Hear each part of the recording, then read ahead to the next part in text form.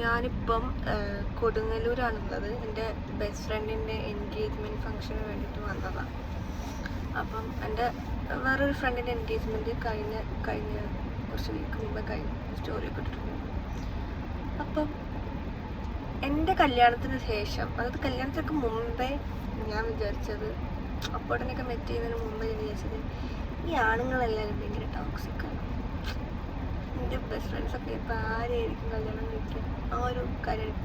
അപ്പോഴൊഴികെ ബാക്കി എല്ലാവരും ടോക്സിക്, ആ ഒരു കൈൻഡ് ഓഫ് തോട്ടായിരുന്നു എനിക്ക്. പക്ഷെ ഇപ്പം എൻ്റെ ഫ്രണ്ട്സ് എല്ലാവരും കല്യാണം കഴിക്കുന്നത് പക്കാ പൂക്കീസിനെയാണ്. ലൈക്ക് എന്താ പറയുക, എല്ലാവരും പൂക്കീസ്. അതായത് അഖില കല്യാണം കഴിക്കാൻ പോകുന്നത് ഒരു പൂക്കി, ഷഹാന എൻഗേജ്മെൻറ്റ് കഴിച്ചതൊരു പൂക്കി, എല്ലാ നാളെ എൻഗേജ്മെൻറ്റ് കഴിക്കാൻ പോകുന്ന പൂക്കി. അതായത് പ്യുവർ പൂക്കി. അത് അപ്പോഴും തന്നെ വേറെ വേറെ വേർഷൻസ്. അപ്പം ഈ ഇടയായിട്ട് ഞാൻ കാണുന്ന ആണുങ്ങളൊക്കെ പൂക്കിയാണ്. ഇതെനിക്ക് മാത്രം ഫീൽ ചെയ്യുന്നതാണെന്ന് അറിയില്ല. എല്ലാ പൂക്കിമാരാണ്. ഡ്രൈവ് ചെയ്ത് പോകുമ്പോഴാണെങ്കിലും ഇപ്പം നമ്മൾ റോങ് ആയിട്ട് പാർക്ക് ചെയ്യുകയാണെങ്കിൽ ഒരു പൂക്കി വരും. പൂക്കി വന്നിട്ട് പറയും കുറച്ച് സൈഡിലേക്ക് ഇട്ടോളൂ, ഞാൻ പറഞ്ഞു തരാം. പിന്നെ വേറെ പൂക്കീസ് വെച്ചാണെങ്കിൽ നമ്മളൊക്കെ എവിടെയെങ്കിലുമൊക്കെ സ്റ്റക്കായൊക്കെ കിടക്കുകയാണെങ്കിൽ വേഗം ഹെൽപ്പ് ചെയ്യാൻ വരും.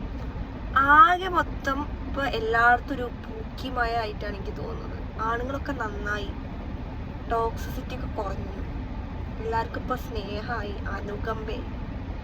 So what is your thoughts about this? ഇതൊരു പൂക്കി വേൾഡാണോ? I don't know. പിന്നെ ദിയ കൃഷ്ണൻ്റെ ഹസ്ബൻഡ്, അതൊരു റിയൽ പൂക്കി, എക്സ്ട്രീം പൂക്കി. അതൊക്കെ പൂക്കി തന്നെ, കറക്റ്റ് പൂക്കി എന്ന് പറഞ്ഞാൽ ഇതിങ്ങനെ ഇവിടെ കൊടുക്കുക, അങ്ങനത്തെ പൂക്കി.